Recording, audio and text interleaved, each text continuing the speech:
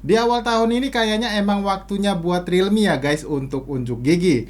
Pasalnya Realme sendiri sudah meluncurkan sedikitnya ada 7 buah seri smartphone nih yang diluncurkan secara resmi di pasar Indonesia. Termasuk Realme Narzo 50 yang akan kita bahas di video kali ini.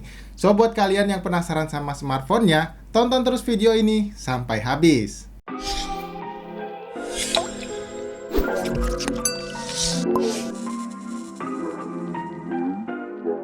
Halo guys, ketemu lagi bareng saya Iksan. Oke, di tangan saya ini udah ada smartphone Realme Narzo 50. Yang mana untuk harganya, HP ini dijual dengan harga 2,3 jutaan kalau kalian beli waktu ada flash sale-nya.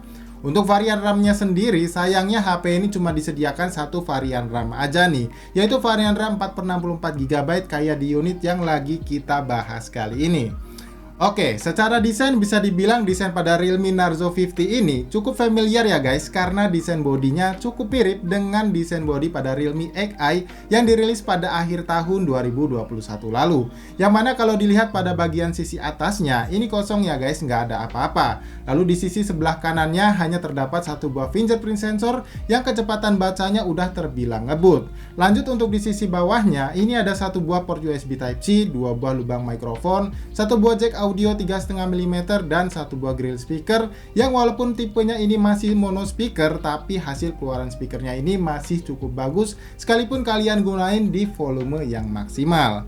Dan walaupun penempatan speakernya sudah bagus ya, karena nggak ketutupan sama telapak tangan kita saat digunakan main game, tapi positioning jack audio 3,5 mm nya ini bisa jadi mengganggu nih guys. Misalnya kalian mau main game menggunakan headset yang berkabel gitu. Dan satu-satunya solusi biar kalian nyaman saat dipakai main game menggunakan headset kabel, kalian tinggal putar aja layar smartphone-nya jadi kayak gini guys. Kemudian yang terakhir pada sisi bagian kirinya terdapat dua buah tombol volume up and down dan satu buah slot SIM tray yang pastinya kalian suka nih karena bisa menampung dua buah slot nano SIM card dan satu buah slot memori micro SD-nya. Sementara untuk material bodinya ini masih berbahan plastik atau polikarbonat ya guys. Dan untuk finishing back covernya masih berfinishing glossy, yang artinya kalian bakal cukup bersahabat nih dengan bercak sidik jari.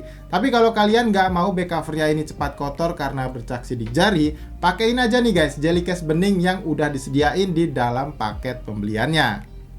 Ya, selanjutnya kita bahas di bagian depannya nih guys, dimana terdapat satu buah layar berpanel IPS dengan luas layar 6,6 inci beresolusi Full HD+, yang kalau dipakai nonton film di Netflix atau streaming video di YouTube gitu, kualitas gambar yang dihasilkan udah terbilang bagus. Warnanya masih cukup vibrant dan yang terpenting kontrasnya terbilang masih sangat nyaman di mata. Dan gak cuma itu guys, layar dari HP ini juga sudah dibekali refresh rate layar tinggi hingga 120Hz. Jadinya buat kalian yang hobi scrolling-scrolling sosmed atau bermain game, bisa dapetin tampilan layar yang lebih smooth lagi.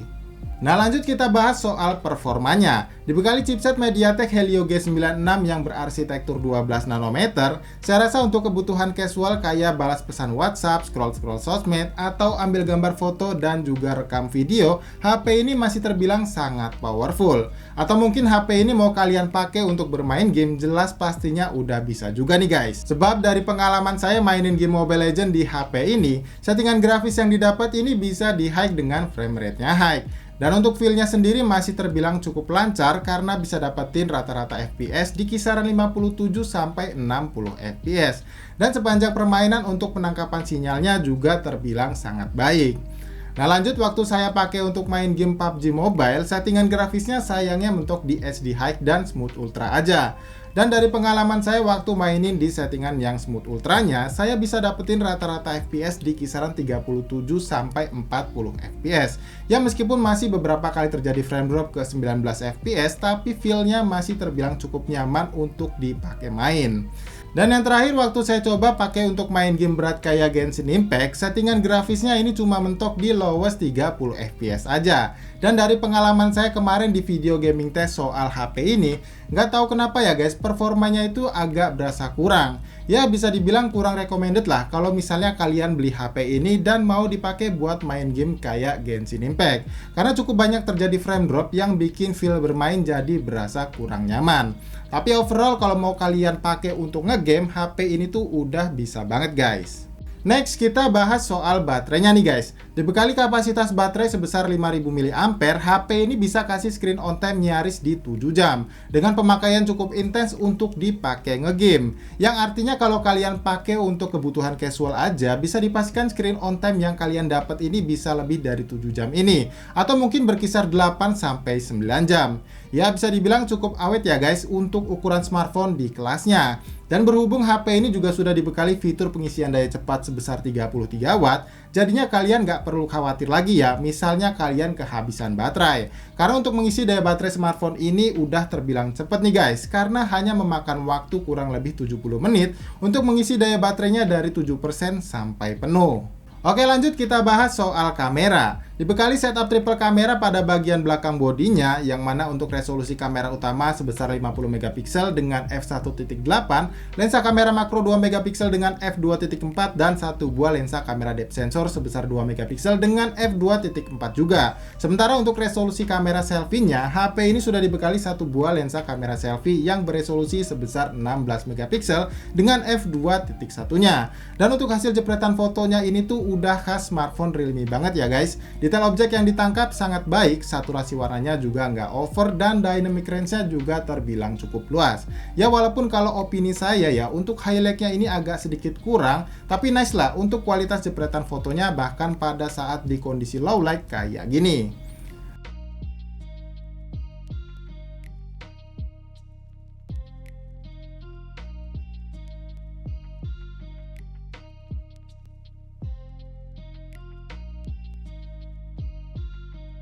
Nah, sedangkan untuk hasil jepretan kamera selfie-nya, hasilnya ini udah bisa dibilang cakep ya. Ya walaupun agak sedikit ada tambahan efek beautification-nya gitu. Dan kalau untuk hasil perekaman videonya, kalian bisa nilai sendiri nih guys. Oke, jadi guys ini adalah hasil perekaman video dari lensa kamera depannya Realme Narzo 50 yang punya resolusi sebesar 16 megapiksel. Dan untuk kualitasnya seperti ini guys, cuman kalau saya lihat di layarnya ini ya, untuk saturasi warnanya itu agak sedikit over. Kalian bisa lihat ya, untuk warna hijau dan tone warna kulitnya ini kayak terlalu over sharpening juga guys. Untuk dynamic range-nya sendiri ini juga nggak kelihatan bagus ya guys, alias cukup sempit, karena untuk langitnya sendiri kalian bisa lihat ini terlalu blown out warna putih kayak gitu guys ya. Nah, jadi kayak ginilah untuk hasil perekaman video dari lensa kamera depannya Realme Narzo 50. Bagaimana untuk kualitasnya, kalian bisa tulis aja di kolom komentar yang ada di bawah. Dan setelah ini bakal saya coba untuk lensa kamera utamanya yang sebesar 50 megapiksel guys. Oke, jadi guys ini adalah hasil perekaman video dari lensa kamera belakang atau lensa kamera utamanya si Realme Narzo 50 yang punya resolusi sebesar 50 megapiksel. Dan hasilnya seperti ini guys. Nah, kalau dilihat di layar sini untuk saturasi warnanya masih terasa oversaturated ya guys ya. Sama seperti di lensa kamera depannya tadi. Dan untuk dynamic range-nya juga nggak berasa cukup luas. Nah, kalian bisa lihat seperti ini ya.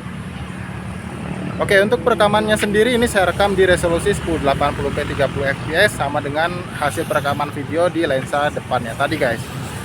Dan untuk hasil perekaman suaranya sendiri bagaimana? Apakah suara saya masih tertangkap cukup jelas atau kecil ya guys? Kalian bisa tulis di kolom komentar yang ada di bawah. Jadi inilah hasil perekaman video dari lensa kamera utama si Realme Narzo 50 yang punya resolusi sebesar 50 megapiksel guys.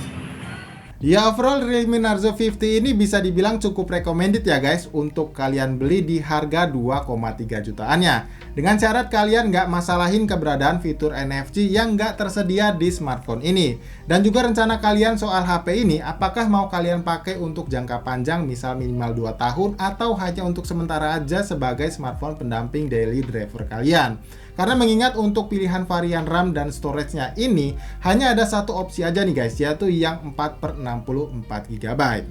Ya, jadi guys saya rasa cukup untuk video review soal smartphone Realme Narzo 50 ini. Dan seperti biasa sebelum saya tutup videonya, buat kalian yang mungkin masih punya pertanyaan soal HP ini, jangan sungkan untuk tinggalkan pertanyaan kalian di kolom komentar yang ada di bawah. Atau buat kalian yang tertarik mau beli smartphone ini, seperti biasa link pembeliannya juga sudah saya cantumin di kolom deskripsi yang ada di bawah ini. Nah kalau gitu like video ini kalau kalian suka sama videonya, dan dislike aja video ini kalau kalian nggak suka sama videonya. Jadi sampai di sini saya Iksan pamit, dan sampai kita ketemu lagi guys di video review berikutnya.